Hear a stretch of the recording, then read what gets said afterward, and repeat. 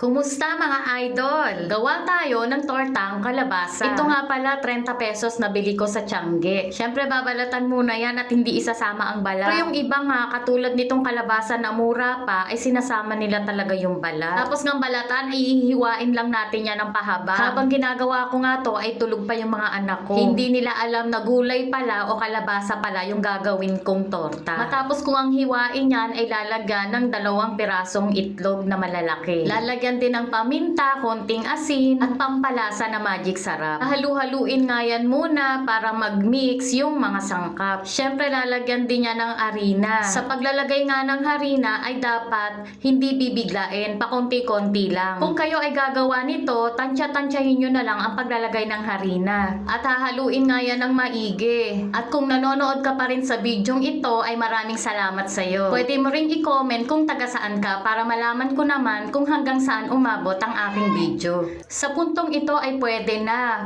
itong iprito. Ipiprito nga natin ito sa mahinang apoy lamang dahil madali lamang itong maluto. O diba, napakasimple lang. Habang niluluto ko nga to ay amoy hipon. Akala mo nga nagluluto ako ng tortang hipon. Paminsan-minsan nga kailangan nating mag-imbento sa pagluluto. At ito na nga, malapit ng maluto.